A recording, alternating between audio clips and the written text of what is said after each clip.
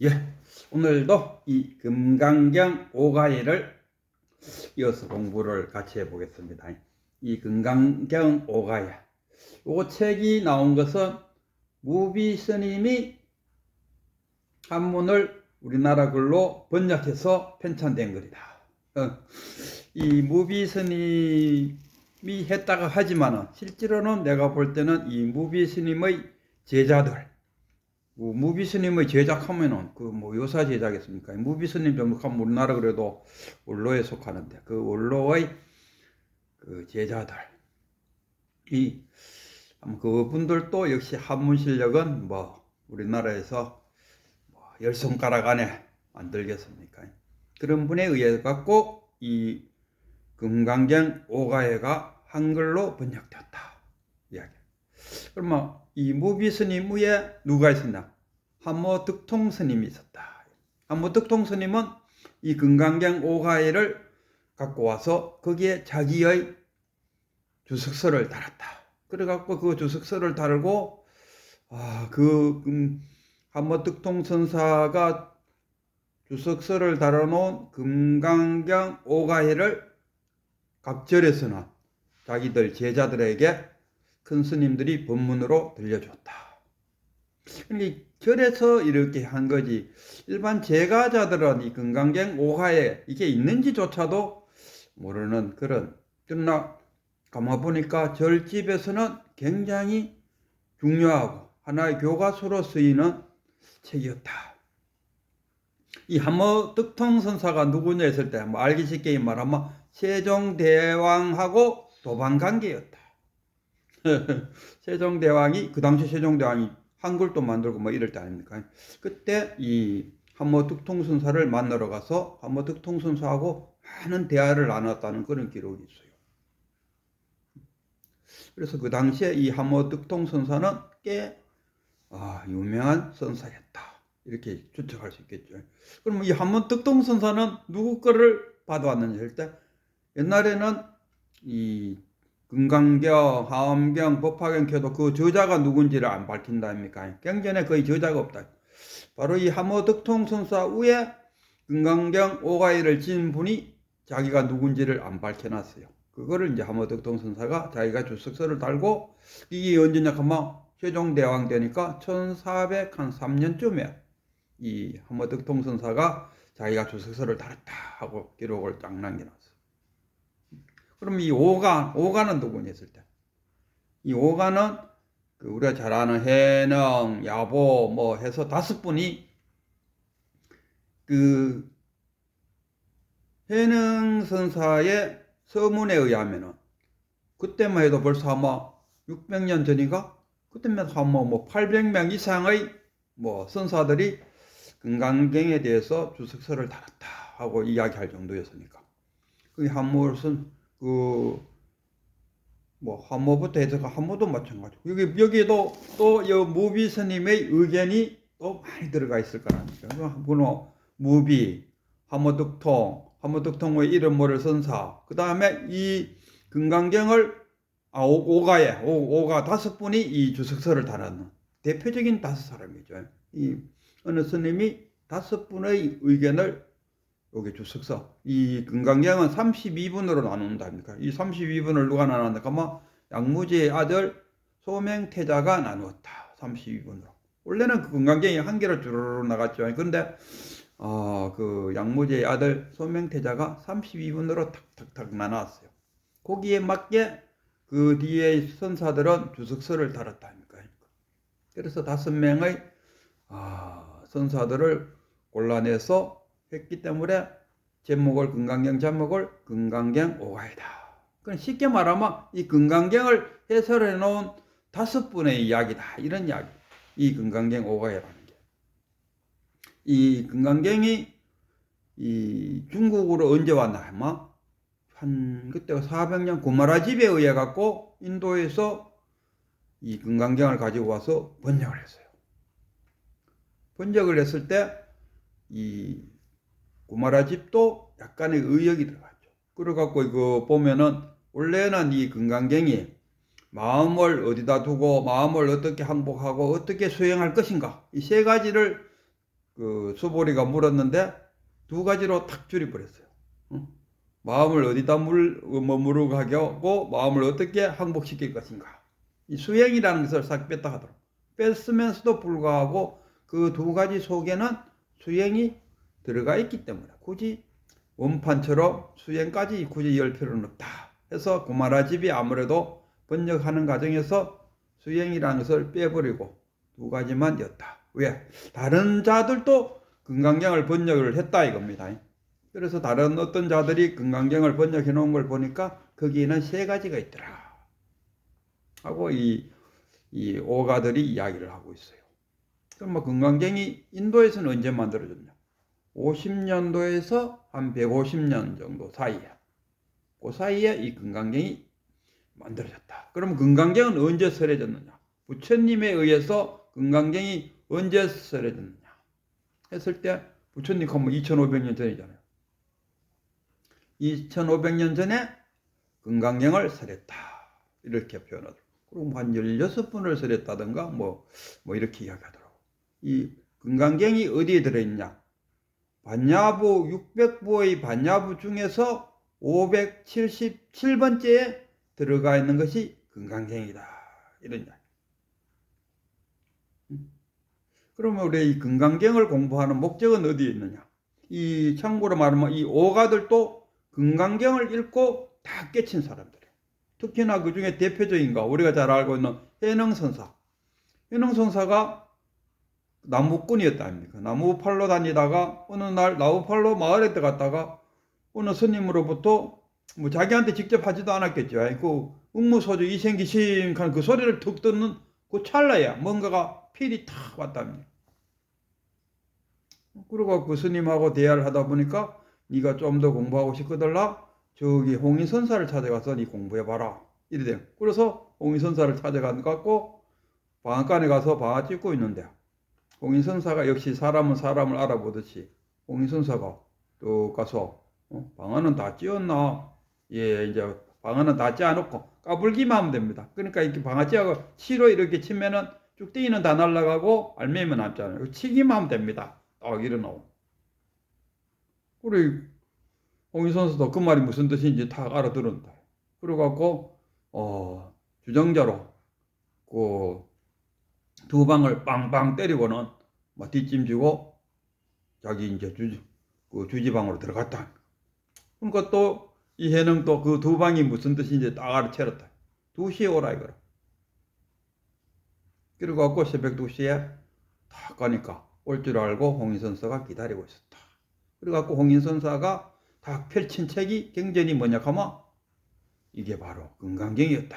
그래갖고 금강경을 한번 쫙 읽어주죠. 왜 그러면 그 해능은 글을 모른다 이런 얘기 아닙니까?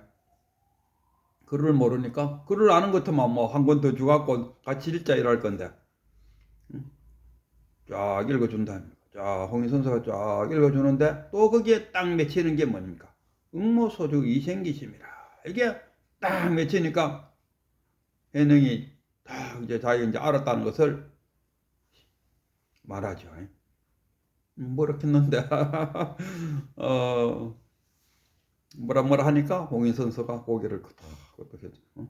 그래서 우발을 전수하고 밤중에 새벽에 강을 건너가고 남쪽으로 가거라 하고 갔다. 이게 이 금강경이다. 이 금강경에 이제 들어가기 전에 각자가 서문을 쫙 하는데 서문의 그 포인트는 뭐냐? 마음이 무엇이냐 이거라. 어디서 온 한 물건인고 이렇게 탁 해능이 누굽니까 자기 그 제자가 왔을 때 어디서 오는 한 물건인고 하니까 이 제자가 답을 못 했다. 그래갖고 한 7년을 또 떠돌아다니다가 탁 깨치고 와서는 다시 또 해능을 만났죠. 해능을 탁 만나니까 어디서 온 한 물건인고 하니까 이 제자가 한 물건이라 해도 맞지 않습니다. 왜? 명식에 빠진다니까. 한 물건에 가면 명식. 마음이란 거는 작용할 때 나타나는 거. 그래서 어느 선사는 생각 속에 마음이 들어있다. 이 비유를 하자면은 파도와 바다 둘이 아니잖아요. 파도와 바다가 이름이 둘이지 본질은 두 개가 아니다. 다만 이름이 파도요 바다일 뿐이다. 아닙니까? 우리도 마찬가지로 생각과 마음 이름이 생각이요 마음이지 그게 생각과 마음이 둘이 될 수 없다. 바다에서 파도가 치듯이 마음에서 생각이 일어난다. 한 생각만 일어나면은 하나의 지옥이 생긴다. 그리고 우리 큰 스님들 보면 상자 하나에 지옥 하나다. 이렇게 표현하더라고요. 상자 하나에 지옥이다. 그리고 이 금강경을 이제 들어가기 전에 각자는 나는 이렇게 금강경을 해석해 주겠다. 주석을 달겠다. 이렇게 갖고 오가들이 한마디씩 다 했는데 공통점으로는 뭐냐? 마음이 무엇이냐? 그래서 어느 스님은 또 부처님도 왜 금강경이라고 말했는지 했을 때 그 수보리가 이 경을 다 끝냈을 때 수보리가 부처님한테 묻죠. 이 경의 이름을 무엇을 할까요? 금강 바라 밀다 경이라.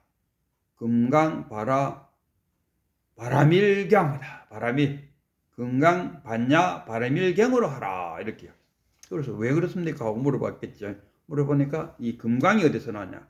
이제 그 부처님이 예를 들면 탄광에 가서 금 캐는 데 가서 금이 어디에 돌에 바퀴가 있다요.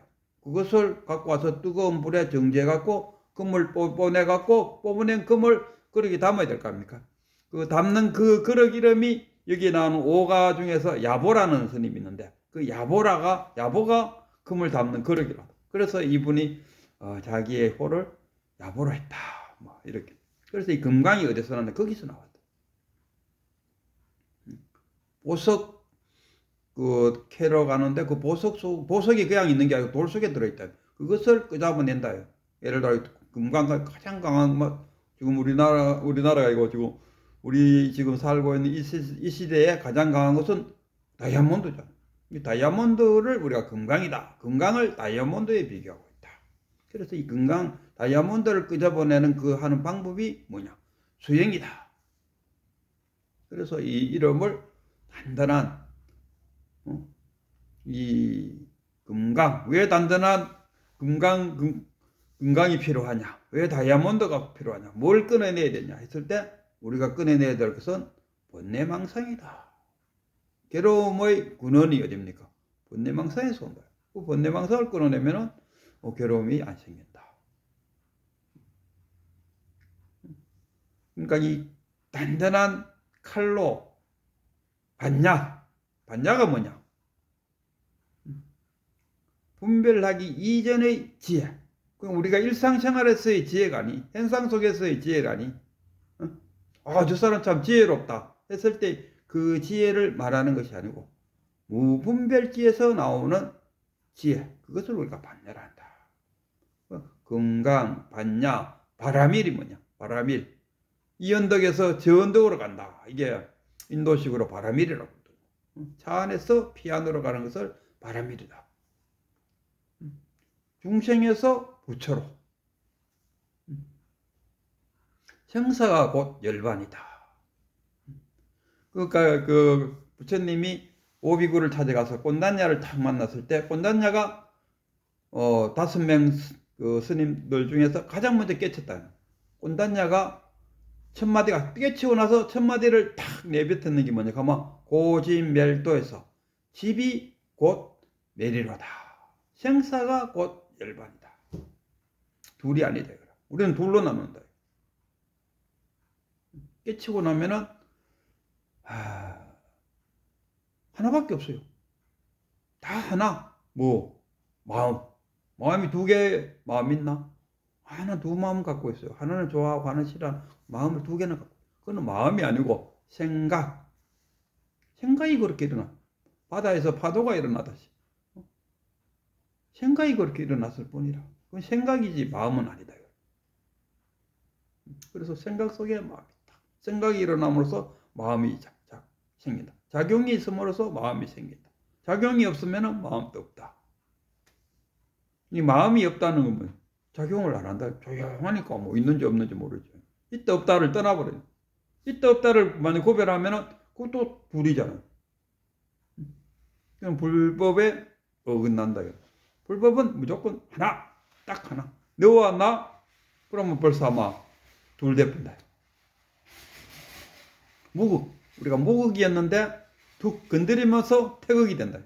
우리나라는 이 태극이 들어와 있는 것은 뭐냐? 우리나라는 유교 사상이 태극기에 들어가 있고, 불교의 빨간 원은 그거는 불교에서 나온 것이 아닐까. 전에서 무극이야, 무극.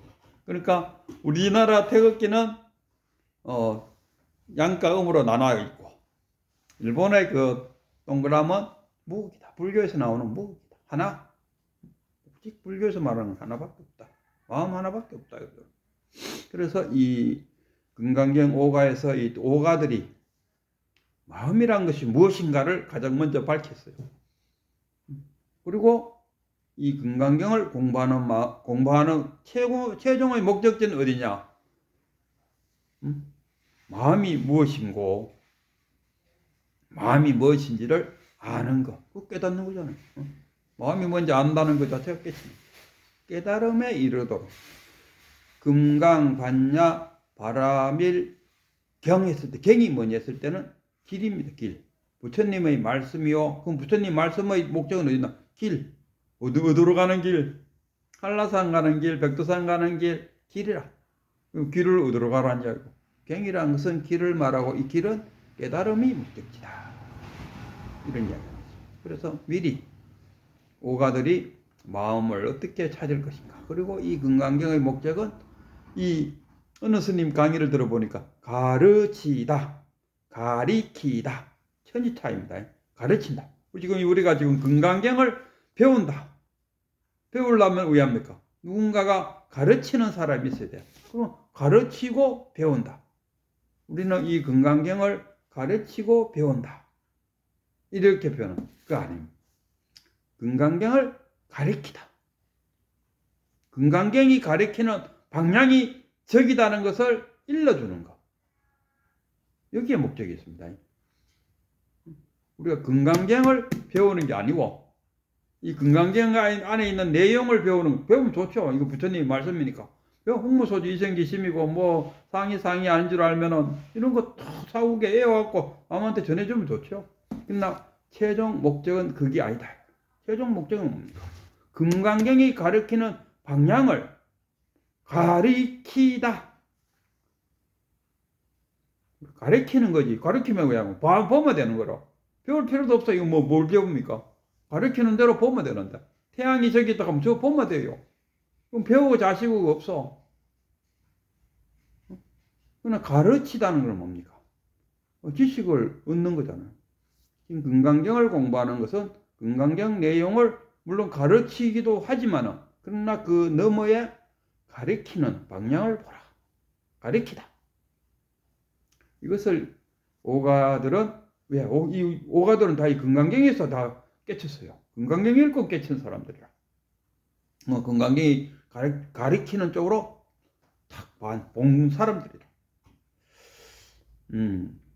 좀 하고 금강경 이제 내일은 정말로 금강경 안으로 한번 들어가 보겠습니다.